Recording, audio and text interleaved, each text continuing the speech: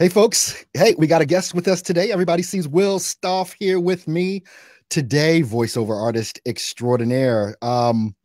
Welcome, man. Welcome, Will, to the show. This Hey, is thank you, Earl. I your appreciate you second having me time, on right? here. It's been a while since we've chatted online. So, Yeah, this is your yeah. second time here on the show, the brand new show now in the booth with Earl Hall, the leading edge of voiceover. We had, on the thread this morning, like starting at about 6 a.m., I think it was. Yeah. The whole thing about the experience you are now experiencing um dealing with Fiverr, and kind of trying to overcome some of those things, and that thread is just building and building and building with more and more content. And it's like, you know what, we need to talk about this, so Yeah. I was so thankful when I reached out to you this morning, say, hey, why don't we come on and talk about this? You were available and agreeable to doing that. Why don't you bring us up to speed a little bit here, because you're one of the folks and you're on the leading edge of this thing. And this is the whole reason why I'm talking about the leading edge. And I talked a little bit about this with Ben Wake this morning. Everybody, I think, has seen his booth by now. Yeah. Looks From great. the live stream, I talked to him this morning before he did that, and I was like, hey, you need to go on and do a live stream. You need to show folks this thing. And I was telling him, and I'm telling you the same thing, and many others that are watching this, all of us are on this leading edge right now. We have looked to the folks that we may consider above us for a while now, and we're now on the leading edge. It's not going to be too long before everyone's looking to us the same way that we've looked to others. And I look at you as one of the folks on this leading edge with, in particularly, the things that you've been able to accomplish and do on Fiverr have been simply amazing to me. But that thread this morning caused a lot of traction and a lot of interaction from the experience that you're having. Why don't you bring us up to speed a little bit here? What happened on Fiverr? Well, just out of the blue, I got a message that said that you have a term of service warning against you. Mm-hmm. It was considered a general terms of service warning against you. It offered me no specifics. I had to contact one of their customer service reps and go to their contact us and fill out a form and find out what's going on. Right. And they really didn't give me any information back. And then finally, I had one vague idea of one person that told me that sharing buyers' information publicly is against the term of service. And it was really strange because I've been on Fiverr a long time. I've been on social media a long time. Like you, I have gone through tons of YouTube videos of different voiceover artists, people that have been on Fiverr, where they would publicly use samples of their work, whether that's videos, whether that's voice work, as samples, or even putting on their website. And I would gather to say that if you're putting a bunch of samples of work that you've already done, that you've already performed, most of this stuff is public. Right. It's not like, hey, this is an audio thing that I want nobody to know about. Usually they come to me and they're spending money and they're either putting this on television or radio or on their website, so it's a public forum. And in the back of your mind, the average person with a brain in their head would think that, yeah, this is something that I want you doing, because it gives me more exposure too, because you are highlighting my work here with what you're doing as you are demonstrating that. But for somehow I got this message, and I'm going to be honest with you, and maybe I'm being too honest here, is that I have gotten two serious terms of service warnings before, and it was dumb stuff that I've done. The first one that I did, I just got angry at one buyer who was being a real jerk, and I just kind of lost my cool, and I deserved that one big time. The other one was something that I wasn't aware of, and it was a nuanced thing, and I argued back and forth about getting this, and I was two, and I'm thinking to myself, well, maybe number three, it's over. And so when I received this, I'm like, oh my goodness, this is my third one. I am doomed. They're going to kick me off this platform. There's talk about three strikes, you're out. But apparently that's not the case. And for some reason, this is considered a general term of service warning. So because a serious term of service warning will demote you automatically. And I've had that where I'm at level 2, boom, you're at level 1 because of this term of service warning. If you get too many, you're going to get kicked off. So, I mean, and that's my own fault. And I have part of me, I'm a passionate guy. I've been, at times in my life, I've been accused of being a hothead, and I am guilty as charged. All right. I've been in, in my career in radio, I've been in a general manager's office with them throwing staplers at me and, oh my gosh, just yelling back at it. That just comes with it. And I'm finding out, hey, that's just part of, that's part of your resume in radio. Right. But with that said, I put this on the forum, and, and one of the moderators who I've been in contact with quite a bit has said, this could be something where it's either a competitor playing a dirty trick on you or a real buyer. But usually buyers who don't want that, they contact you first and they're like, hey, listen, I don't want this public. I'll give you an example. I did a whole Trump impression with a app that's coming out, and they didn't want it public. So they're like, hey, please don't, put any of your sample work anywhere until this is public. So that is totally legit. Sure. So it's the type of thing where I believe that I've learned, and I think, you have mentioned this before, is you've got to be ready and willing to pull out of these forums. And especially if it's become this has become the main source of my income. That should be a sign to me, instead of saying, oh, keep going. It should be a sign to me that says, all right, you better start looking at other revenue sources. Especially your own, like you have mentioned before, your own brand, your own website. You've got to create those engines, and like you have mentioned before, this has to be a supplemental thing.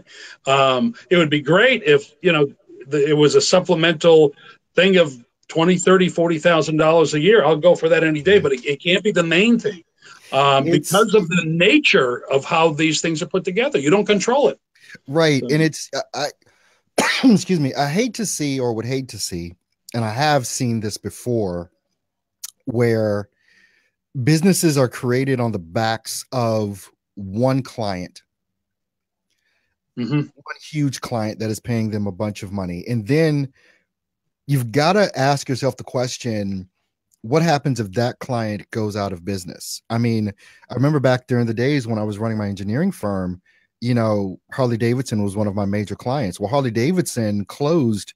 I mean, this is the home of Harley Davidson here in Milwaukee, Wisconsin. And back in about 2009, 8 or 9, they shut down 2 of the 3 plants that they had. And so I lost revenue from that. And then you would hear horror stories from some of like suppliers, of Harley, saying that they had to go out of business because they couldn't sell enough of their product to Harley. Wow. So it's like, if you're using one source of income, let's just say Fiverr, obviously you've got to have the mindset to know that the people that you do work for on Fiverr are not your clients. They're Fiverr's clients. Yep. You are a service provider. You are just someone that they allow to offer your services to their clients. And I think that's a big leap for people to make in their mind, to really get that and understand that, because it's uncomfortable to come to that realization. It's a little bit disheartening, a little bit uncomfortable with that. But I think, even like I said in the post, any of these freelance sites, Fiverr, Upwork, any of them, you have no idea what's going on behind the scenes or behind the closed doors. They could close tomorrow. Right. They could decide to opt to close, go out of business, file bankruptcy or whatever, and be gone with no explanation or anything like that. We're talking about the internet, the World Wide Web. You can come and go as you please, with that, but we never know what's going on behind the scenes. And of course, I'm not preaching doom and gloom here about Fiverr or anyone else, but the possibility is always there. And if you don't control your own client base, then the threat is always there. And now I encourage people to use things like Fiverr, to use things like Upwork and the other freelance sites like freelancer.com and Bodago and all these other sites. Shucks, even voices.com, for Christ's sake. But they're not ours. It's just like Facebook. Facebook is not our platform. Yeah. It's not yours. You're just allowed to use it for free, thank God, but it's not yours. And people build businesses on the backs of these platforms without having anything set up so that they can just do this on their own. Right, right. You know, and it's interesting, Earl, because I know that you've been preaching this, and I actually have been preaching this too, about using your own platform, but now I'm really living it because something is really hot with me right now with Fiverr, and then all of a sudden the natural inclination is just to go all in, put your chips all in on the board, right? And I think from my experience too, you know, before getting into voice work, I was doing a lot of internet marketing and learning about different things on the internet and whatnot. And there was one couple that is right now very, very, very successful. They made like $100,000 in 1 month with what they're doing, and they're really getting into the Millionaires Club very soon. With what they're doing. But one of the things that I saw with them in a lot of their training, I'm not trying to promote them or anything like that, I'm just giving you as an example, is that because I work very closely with them, is that they would use different platforms with social media to get leads, to get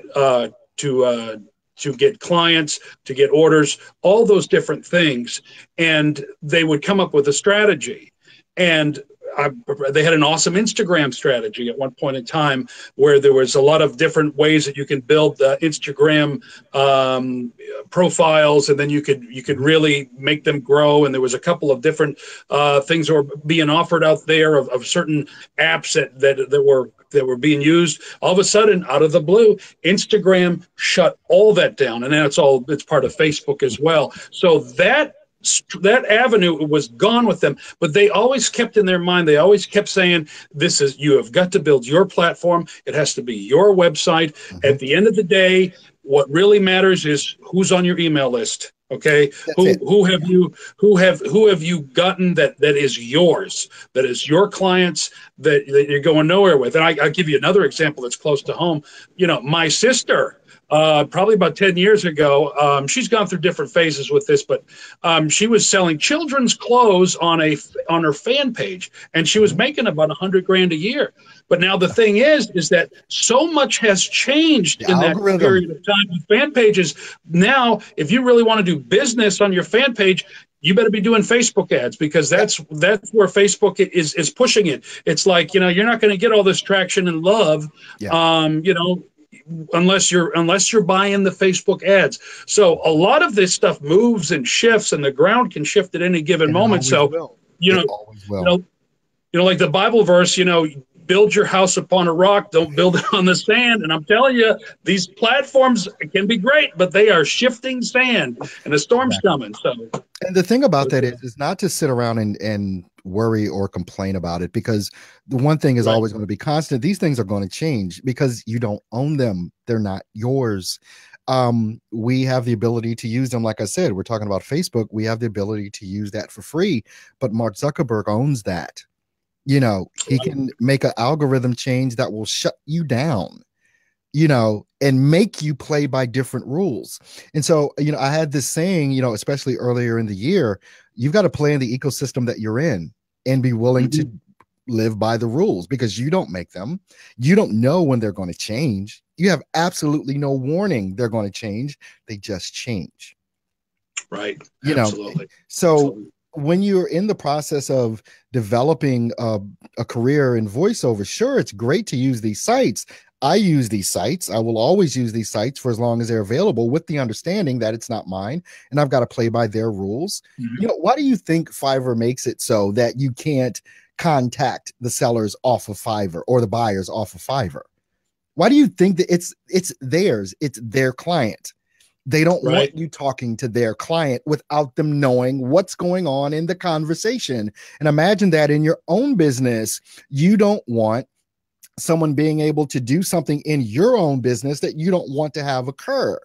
look at, even talking about Facebook, and I talk about, and you've seen people do, like you saw Ben do a live stream. You saw the amazing live stream that Leela did the other day. You know, it's like, I have say, because it's my group, if you're going to do a live stream on my page, it's mine. These are my rules. And it's like, if you don't want to abide by anyone's rules, you got to create your own stuff. Yeah. You got to go absolutely stuff. You know, with that, I see Andrea has a question. Can you see the question, Will? I don't. Let me go to. Let me see if I can. It says, so should we make our website more interactive? Is the question that she's talking about. Do you want to tackle that? Absolutely, sure. I think, and I'm guilty of this as charged. Maybe you're the best person for this, Earl. But I mean, your website should be active, where you're having a capture page that they have to go somewhere. They're able to connect with you, and I was thinking about this recently. Here is that I was seeing a comment in our on your group today about Facebook ads, and Anthony Pica was having some struggles trying to use Facebook ads with Fiverr, and I think the conclusion is that instead of sending Facebook ads to a platform, send it to your website, where they're able to they have a capture page, which you've taught yourself here, where people actually go, they fill out information, they get their questions answered, and you're able to create Oops, orders. I think we lost Will there for a minute. Let me just see if I can't get him back. I see. I know this is kind of funky here. Let me just see if I can do something about this on my end. But anyway, I'll finish answering the question for Will here. In regards to the whole thing about being more interactive, the question that Andrea asked with that is that your website is interactive. Most people just don't use it in that manner. They don't use it in an interactive manner. And this is what I mean by that. Will touched on having landing pages there that are specific to a specific genre that you're trying to attract. Our general websites for voiceover are mostly general. They talk about everything it is that we can do, whereas a landing page is going to talk about something specific. You're going to have a specific landing page for if you do e-learning. You're going to have a specific landing page if you do characters. And those landing pages are going to speak only to that genre, whereas your main website, which all of us obviously should have, is going to be general, but you want to make sure that people can contact you from that in order to do business with you. That's the only interaction that I see is needed on a website. Your email address, your phone number, and if you have some sort of contact information as far as a form for people to fill out. That's the interactive. So now how do you make it more interactive? You've got to put yourself out there more. You've got to post on social media. You've got to run ads on whether it's Facebook or LinkedIn or Twitter or Instagram. Some of these things, you've got to be driving traffic to something that people want to interact with. That's the thing with that. Shucks, I'm not sure what happened with Will, but that's okay. He'll probably try and come back in. Will, if you can hear me, just go ahead and disconnect and reconnect, and we'll go from there. This happens to me every time I do a live stream. Yeah, he just disconnected, so he's going to connect back in with that. But so we've got another question here from Thomas. Chat is on option on your web. Yes, chat is an option on your website. But let me tell you what happens with that. I had chat on my website for Steps to Voiceover Success, which I took off. The reason being I was getting too many requests by having that available. I don't think that most of you would fall into the category of having too much there. But also, if you've got chat on your website, you need to be available to be able to answer those chats when they come in. Because if you're not there when they come in, it's going to turn into a problem for people, and they're going to see you as unresponsive. They're going to see you as maybe not even professional because you're not answering their question. with that. Another question here. Should the landing page be part of the main website or basically a one-page website? You want the landing page. Thanks for that question, James. You want your landing page as a part of your website. Now, let me further explain that. A landing page is just that. It's a place where people land because they're clicking on an ad or a post that you've made on social media, directing them specifically to, like I was saying before, a specific type of voiceover. The landing page is not one of the links on your website. It's a part of your website, but it's whateveryourwebsite.com/something. That's a landing page. You don't have to have that visible, and in most cases, you don't want it visible or clickable on your main website. You just want it there to be able to, okay, we got Will back here coming back in. So, hey, Will, you're back, buddy. Hey, how's it going? Hey, it happens to me too. So don't even worry about it, with that. All right. Yeah. So, but I was answering, I finished answering the question that Andrea had, and then Tom came in with a question as well. And also James, that I answered about, landing pages and making your website, more interactive. Are there any ideas that you have, Will, in regards to that question about interactivity? People talked about, one of the questions I think Will asked about was like having chat on your website. And what I said is that you probably don't want a chat feature on your website unless you're there to answer it immediately. Because if you have that feature and you don't answer it immediately, it's not going to look very good to you or good for you. Right. Well, I think putting capture pages on your website is important. I haven't done any so far here for voice work, and I know exactly where I'm at and what I need to do.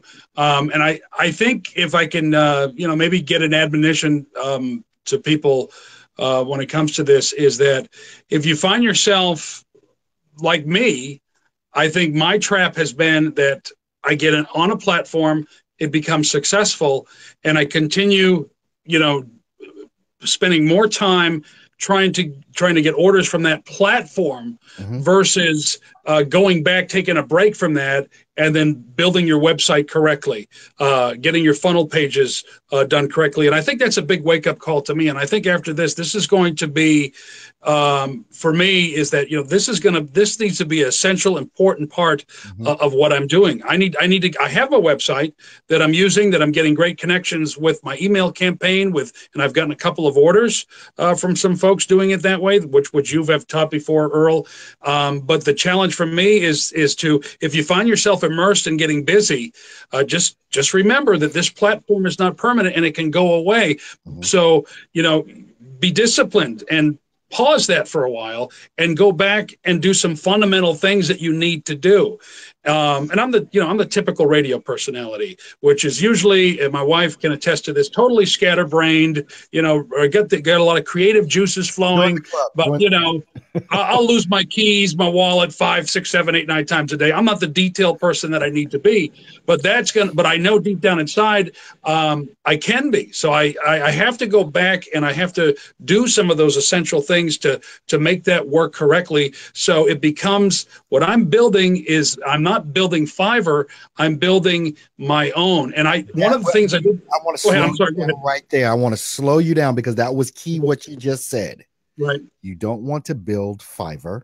You want to build your own. That was a key statement that you just made right there. And that I think people need to really pay attention to. And the thing is, what you focus in on and what you concentrate in on grows. You've seen that with the success of what you've done on Fiverr. You focused in, it grew. So that should tell you that always translates to whatever. If you focus in on something, that is the thing that's going to grow. It's part of the reason why I tell people when they're trying to employ strategies and marketing tactics and things of that nature, don't be the scatterbrain like we can be. You want to pick a strategy, work it for 3 to 6 months, and evaluate it. Now, some people don't have that level of patience. I'm one of them. That is not the most patient person in the world with having waiting for things to happen. I can attest to that. But I also know that if I focus in on something for 3 to 6 months, it's going to work. Right. And if I make you were talking about the Bible earlier, the Bible has this thing that says, make your eye single. And what that means is when you focus, have a singular goal, a singular thing to punch in on or to concentrate and focus in on, and do that and watch that thing grow, because it will. So right. I'm sorry I had to cut you off right there. But no, you're good. You're good. You made such a key statement. I wanted to make sure that people heard that. Right.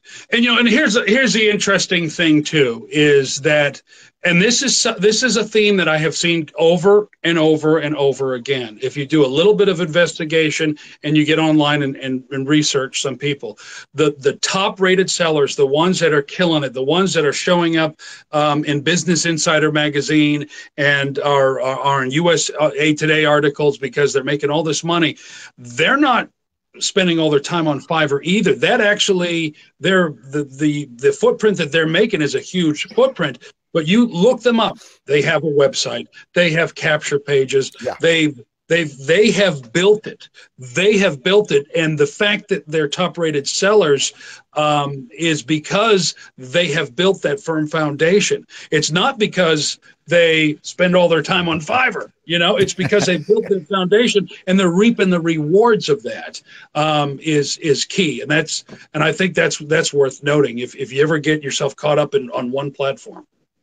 Yeah, I'm seeing if let's see, Ruth has a question. Good morning. So build my own platform. Is the platform the same as the website, specific landing pages and contact info? Is this in relationship to branding?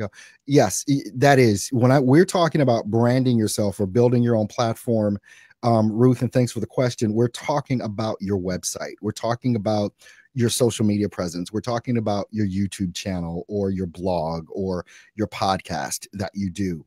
Build your brand specifically. Well, you are, and I'm going back to this whole thing where I was talking about earlier about being on the leading edge of this whole thing in voiceover. And that's why I call my show, In the Booth with Earl Hall, the leading edge of voiceover, is because this is all leading edge information. This is all stuff that people need to understand and know. And it's stuff that the folks that are quote unquote above us aren't talking about. They're not talking about this in the same manner as what you are talking about. You are the resident expert at this point in our group, Steps to Voiceover Success for Fiverr. And I will call you that probably forever. Okay, appreciate that. You do an amazing live stream. Do you do your live stream every day? I try to. Some days I can't, but most of my goal is to try to do it every single morning, usually around 9 a.m. I think ever since I got my studio finally built in my home, it's actually become more of a priority because I think one of the things that I think that you have taught me here, Earl, is that there's certain steps that you must do. The first step that when I first found you on YouTube, was you got to build your own website. You can't fool around. You can't be sending out little emails. They're not going to take you seriously. And so I put everything aside and I built it. And I put it together. The next step was your email campaign. I did that. I put that together. And the next step, which was more importantly, I can't be using the radio station time, which they probably don't care. They're actually very cool about it. But at the same time, for personally, I'd rather do all that at home. I don't want to be doing this at the radio station and having the corporate bigwig come by one day and see me doing, hey, what you up to? Well, I'm doing a 200,000 word audiobook right now. What are you up to? Right? So I had to get away. I totally had to get away from that. So I mean, those are some of the things that I have learned. I actually forgot your question. I think that's okay. You answered my question there. I think Andrea has another question coming up. She says, so how should Will find the same success he's having on Fiverr? I think she meant to say, how should we all find the same success he's having on Fiverr on his own? Oh, okay. Outside of Fiverr. So how do you have the same success on Fiverr as you do off of Fiverr? Here's the thing, and I'm gonna take a stab at this question if you don't mind, Will. Okay, please do. Fiverr takes 20% of whatever you make. Oh yeah. And that's a good percentage to take. The reason it's a good percentage to take is because They're doing all the marketing. They're handling all the payments. They're doing all the stuff that I say sometimes people are scared to do on their own. The only way to have the same success as you have on Fiverr, off of Fiverr, is to firmly understand the marketing aspect of this game, to firmly understand what Fiverr is doing, which is marketing, using Facebook ads, using Twitter ads, using LinkedIn ads, posting on social media, posting on things like LinkedIn and Instagram and Facebook and things of that nature, and also emailing people, getting in front of people. They're doing all the things for you in order to get those clients so that you can service those clients. When you understand marketing to the extent that you need to understand it, and more than that, execute on it every day, you can have, I'm going to say this again, you can have the same level of success that you would have on Fiverr, off of Fiverr, and more. I know this to be true. Will, take a stab at it. Oh, I absolutely believe that. I totally believe that, and I think that one of the things that's very beneficial is that, like you said, Earl, is that they're doing all the marketing for you. But I think once you dive into a platform, you learn so much about that platform and how they're getting traffic to you. How do you go out and get that traffic, and how do you line up your skills and ability, and how to get in front of people? I think that's the key right there. And I think after the success I've had, it tells me is that I have what it takes. All right, yeah. I can do this. And it's just a matter of getting in front of people. And how is that going to happen? How are you going to get more eyeballs in front of what you got with what people, with what people want? And that brings up a question that Tom has right now. It's like, there are some technical hurdles for some of this stuff. What is the best source of information / training? Google, YouTube, specific sites? Tom, the answer to your question is yes. Steps to voiceoversuccess.com. Right. There's no short answer. If it was, everyone would be doing it. It is the combination of all of those things that you just said, time and effort. Yeah. I mean, I use the analogy sometimes. You imagine how a diamond is made. It's made through pressure. That means you're going to have to go through some things. You're going to have to jump the hurdles, like what you were talking about, the technical hurdles. If you've got technical hurdles, you've got to jump the hurdle. There's not a way around the hurdle. You've got to jump the hurdle. So you've got to develop your skills and muscles until you're able to jump the hurdle. It's just going to take some longer than others. That's basically how that works. Bill says one of the advantages of freelance sites is they handle the financial end of things. Yep. What are you using to do that for clients that come directly from your own website? Oh my gosh, Bill, there's this little site called PayPal. You can literally send out invoices from and get people to pay you that way. I exclusively use PayPal and also Stripe on the website for Steps to Voice Over Success. If you've ever bought anything from that website, it's set up, they've got it finagled, and I've got it all set up to my accounts where you can either use your PayPal account or you can use a credit card. But those are things that are so easily done. It's ridiculously easy. And PayPal has really been a big source for taking revenue. Mike is saying that I think a big reason for Fiverr success is the ease of access for clients and a pretty smooth process for purchasing. Our website should offer similar easy process. Absolutely. It absolutely should. Let's see. Oh gosh, now the questions are coming in when I'm about to let Will go. With that, let's see, Thomas. Wow, you guys are on fire. Thanks, Tom. Thanks for being here, buddy. Carlos is saying, I've been following and consuming Earl's content daily for more than a year now. This is one of the most insightful episodes I've seen. Thanks. And I'm going to add on to that, Carlos. Thanks to Will Stoff for being here. Oh, thanks. Sharing his expertise with us. Now, one of the things I fully realize, Will, and again, I always give people the props that they're due, and I consider you an expert in this. That's why I'm not doing the show by myself. I consider you to be a leading edge expert on this stuff, and there's no sense in me trying to do something. I talk about and you know this about, I will talk about passionately what I know. That's what I talk passionately about. You're in the trenches on Fiverr. I'm not. That's why I wanted you on, because you're on the leading edge of this stuff, and you're helping a whole lot of people. And you can tell that not only by the thread that happened in our group this morning, but also by the level of interest that is in your own live stream that you do. Tell people how they can follow you and get you and watch that live stream, because I'm going to let everyone know they need to watch that. They need All to right. watch If you guys like to, you can friend me on Facebook if you want, and that is just Will Stoff. I usually do it out of my personal profile, mostly. So if you guys want to do that, you can friend me on Facebook. I'm easy to find, and that's where you can find me. If you go to my website, Stoff Solutions, all my social media is on there for you to connect with me as well. So. Okay, awesome. Well, Will, thanks so much for being here with me today. This has been amazing for me, insightful for everyone that has and will watch. So thanks a lot, man. And I'll be following you as well. You know, I follow you and I tune in every now and again when you're on live anyway. So you'll see more of that. And hopefully we'll see more of you. Hey, absolutely. Absolutely appreciate you having me on here, Earl. Have an awesome day. All right. Take care, guys. We'll see you soon.